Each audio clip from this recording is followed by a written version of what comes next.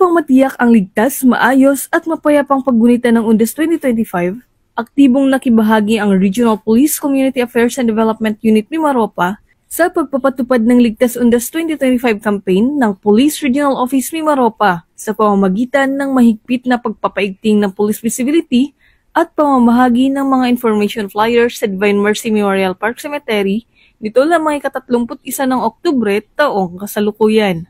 Layunin ng inisyatibong ito na mapanatili ang seguridad at kaayusan ng publiko habang inaalala ng mga mamamayan ang kanilang mga yumaong mahal sa buhay ngayong undas. Pinangunahan ng mga tauhan ng Arpicado Mimaropa ang aktibidad sa naturang sementeryo kung saan pinamahagi nila ang mga Ligtas Undas 2025 flyers na naglalaman ng mga halagang paalala para sa publiko. Kabilang dito ang mga dapat tandaan bago umalis ng bahay, mga tips habang nasa sementeryo at mga payo upang makaiwas sa mga insidente ng carnapping at petty crimes. Ang mga impormasyong ito ay bahagi ng malawakang kampanya ng PNP para mapanatiling ligtas, disiplinado at maayos ang paggunita ng undas sa buong rehiyon.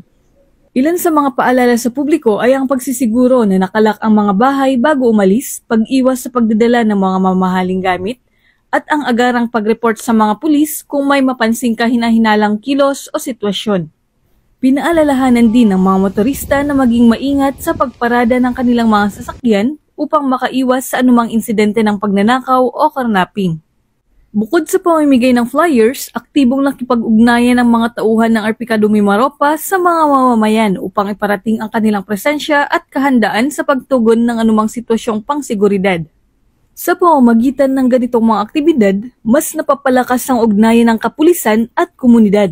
Isang patunay ng malasakit ng PNP sa kaligtasan at kapakanan ng bawat Pilipino, lalo na sa panahong marami ang nagtitipon sa mga pampublikong lugar. Patuloy namang nananawagan ng Police Regional Office Mimaropa sa publiko na makiisa sa mga alituntunin ng Ligtas Undas 2025 at makipagtulungan sa mga otoridad upang masiguro ang mapayapa, ligtas at maayos na paggunita ng undas sa buong rehiyon. Ang presensya ng mga pulis sa mga sementeryo at iba pang mataong lugar ay patunay ng kanilang dedikasyon sa serbisyo, disiplina at tunay na malasakit sa kapayapaan ng komunidad.